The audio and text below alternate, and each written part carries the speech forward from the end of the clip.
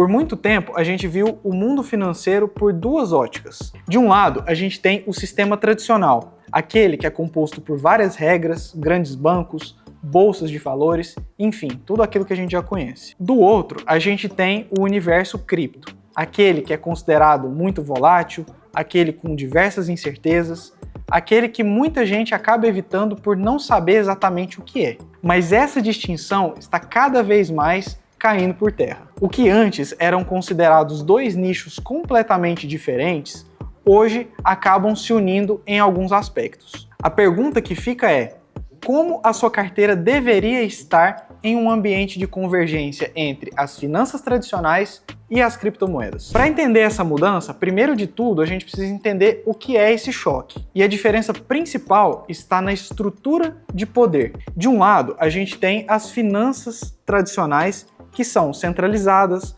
baseadas em leis e controladas pelo governo.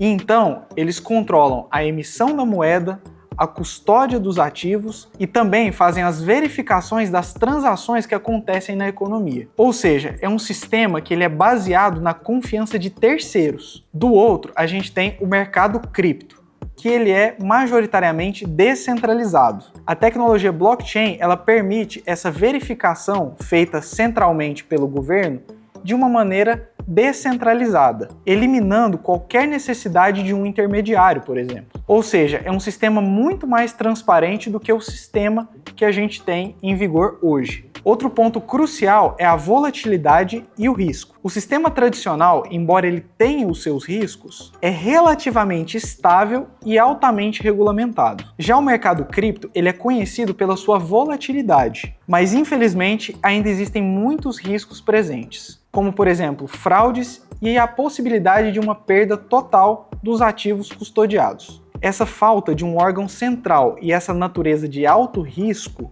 fazem com que algumas moedas do setor cripto se comportem como verdadeiras fraudes. A grande história dos últimos tempos é a convergência do mercado cripto pro mercado financeiro tradicional. O sistema tradicional já não consegue mais lutar contra esse avanço das criptomoedas para dentro do sistema tradicional. A grande história dos últimos tempos vem se concentrando justamente na convergência, ou seja, na entrada de ativos cripto no sistema tradicional. E esse assunto ele ficou ainda mais em evidência depois da criação dos primeiros ETFs de Bitcoin lá nos Estados Unidos. Além do mais, grandes gestoras já implementam o Bitcoin em suas estratégias, e isso fez criar uma grande legitimidade de que esse ativo de fato possa performar bem no longo prazo. O segundo ponto é a tecnologia.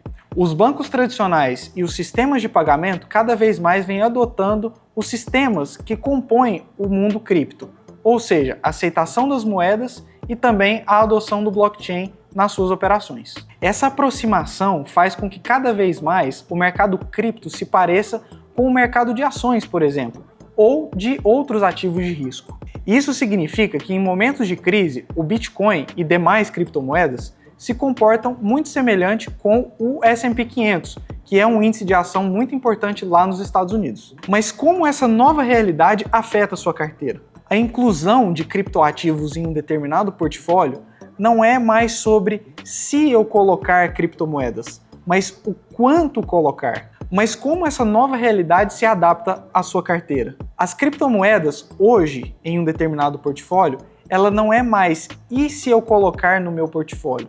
É o quanto eu devo colocar no meu portfólio, dado o grau de importância. Alguns estudos, inclusive, mostram que os criptoativos dentro de um determinado portfólio contribuem de maneira significativa para o retorno de longo prazo.